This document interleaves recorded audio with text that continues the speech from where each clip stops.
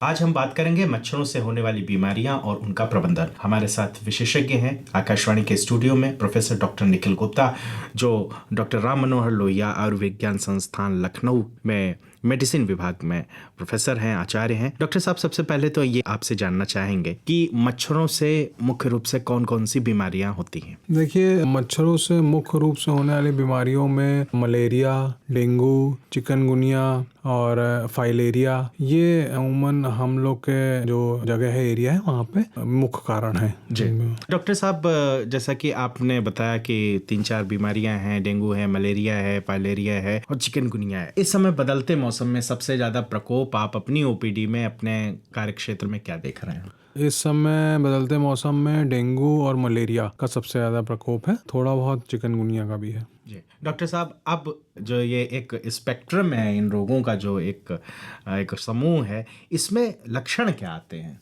देखिए, इन बीमारियों में जो शुरुआती लक्षण हैं वो है तेज बुखार के साथ मांसपेशियों में दर्द, सर में दर्द। अगर चिकनगुनिया है तो जोड़ों में दर्द ज़्यादा होता है। उसके अलावा आंखें लाल होना, उल्टी होना, कभी कभी शरीर में चकत्ते पड़ जाना, ये इनके शुरुआती लक्षण हैं। जी डॉक्टर साहब, बहुत सारे ऐसी भी बीमारियां हैं जिसमें फीवर आ ही जाता है और फ्लू का भी ये सीजन है, तो कैसे हम आइडेंटिफाई करेंगे? क्या कुछ ऐसे जो है पॉइंट्स हैं या कुछ इस तरह से है कि हम जान सकते हैं कि नहीं ये मच्छर वाला है या ये साधारण फ्लू है? जी, जैसे कि डेंगू, मलेरिया और चिकनगुनिया में कई सारे तो जो सिम्टम्स हैं वो सेम होते हैं, लेकिन जैसे तेज बुखार होगा और हड्डियों में दर्द काफ़ी होगा, कभी कभी जोड़ों में दर्द बहुत होगा, फिर शरीर में लाल चकत्ते पड़ सकते हैं। ये अगर निशानियां हो रही हैं तो इनमें जो है मच्छरों से होने वाली बीमारियों का सस्पिशन ज़्यादा हो जाएगा। डॉक्टर साहब, क्या किसी भी उम्र के व्यक्तियों को ये प्रभावित कर सकते हैं?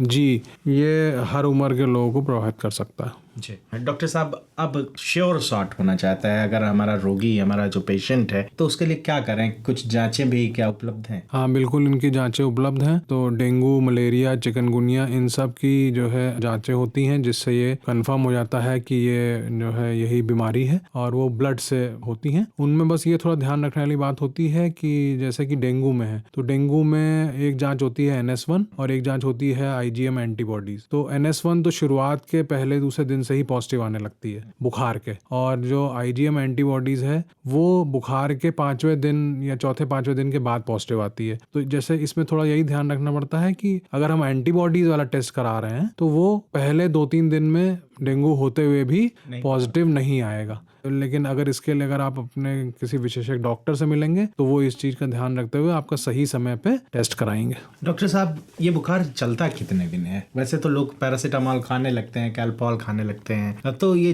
कितने दिन तक इसका ऑनसेट है? देखिए, डेंगू और चिकनगुनिया तो वायरस से हो रहे हैं, तो वो जो है अमूमन 6 से 7 दिन बुखार चलता है। और मलेरिया का बुखार जो है वो जब तक मलेरिया को आप उसका ट्रीटमेंट नहीं देंगे तब तक उसका बुखार लंबा चल सकता है। तो ऐसा तो नहीं होगा कि महीनों चलेगा, लेकिन उसके पहले या तो उसके कुछ कॉम्प्लिकेशंस हो जाएंगे, तो उसका ट्रीटमेंट लेकिन होगा तो बुखार तभी उतरेगा। जी डॉक्टर साहब, जैसे कि मैंने बताया कि फ्लू का भी समझ लेते हैं कि फ्लू का प्रकोप है, डॉक्टर को नहीं दिखाते, बहुत सारी जगहें ऐसी हैं कि जहां पर कुशल डॉक्टर हैं भी नहीं, तो इसके और क्या कॉम्प्लिकेशन हो सकते हैं? अगर सही इलाज नहीं मिला समय से तो क्या कॉम्प्लिकेशन? देखिए, पहली बात तो ये है कि फ्लू से थोड़ा सा अलग इस तरह से हो सकता है कि फ्लू में जो सिम्टम्स होंगे उसमें नाक बंद होना, नाक बहना, जुकाम हो जाना, गले में खराश होना, सूखी खांसी आना, ये सब जो है फ्लू के सिम्टम्स बुखार के साथ मिल सकते हैं। तो थोड़ा तो इससे पता लगता है। दूसरा क्या है कि डेंगू, चिकनगुनिया और मलेरिया में कॉम्प्लिकेशंस होते हैं, और खासकर ये कॉम्प्लिकेशंस उनमें ज्यादा देखने की जरूरत पड़ती है जिनमें साथ में कोई बीमारियां हैं, जैसे कि शुगर है, ब्लड प्रेशर है, हार्ट की बीमारी है, या फिर बच्चे हैं छोटे, या फिर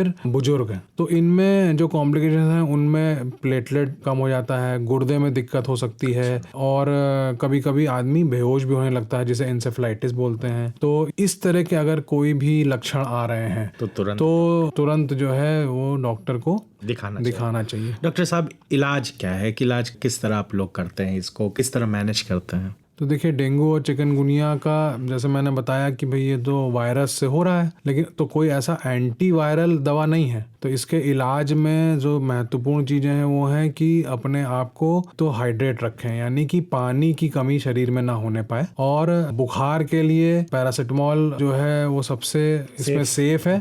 और दर्द की दवाइयाँ बिना डॉक्टर के परामर्श के तो बिल्कुल ना लें, अपने आप ना लें, क्योंकि उसमें दिक्कतें बढ़ सकती हैं। तो अपने आप काम करने वाला जो है उसमें तो ये है कि अपने आप को हाइड्रेट रखें।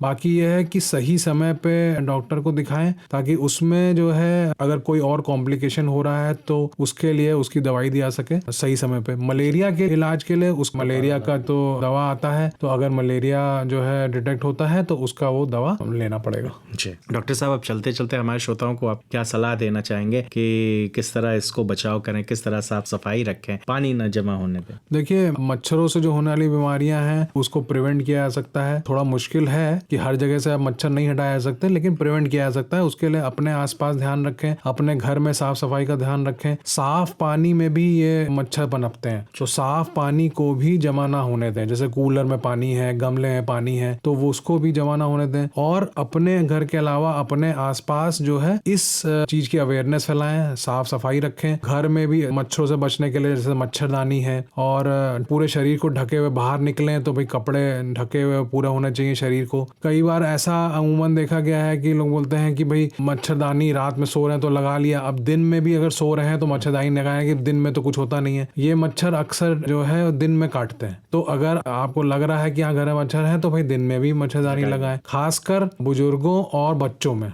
ज्यादा सावधानी बरतनी चाहिए, क्योंकि इनमें कॉम्प्लिकेशन होने के चांसेस ज्यादा हो जाते हैं। डॉक्टर साहब, लोहिया संस्थान में क्या कुछ स्पेशल इसके लिए किया गया है? कौन सी जांचें वहाँ उपलब्ध हैं? नहीं, लोहिया संस्थान में इन बीमारियों की सारी जांचें उपलब्ध हैं और सारा इलाज उपलब्ध है। तो अगर जो है कोई भी मरीज इस तरह का वहाँ पे आता है तो उसको सारा इलाज और समूचे और जांचें सब मिलता है। दोस्तों, आप अभी सुन रहे थे प्रोफेसर डॉक्टर निखिल गुप्ता साहब को, जो एक बहुत ही महत्वपूर्ण, बहुत ही समसामयिक कॉन्टेम्प्रोरी विषय पर बात कर रहे थे। बदलते मौसम में मच्छरों की समस्या, मच्छरों से होने वाली बीमारियां, जिसमें डेंगू, चिकनगुनिया, फाइलेरिया, मलेरिया जैसी चीजें हैं, और इसका क्या समाधान हो सकता है। डॉक्टर साहब, बहुत बहुत धन्यवाद आपका।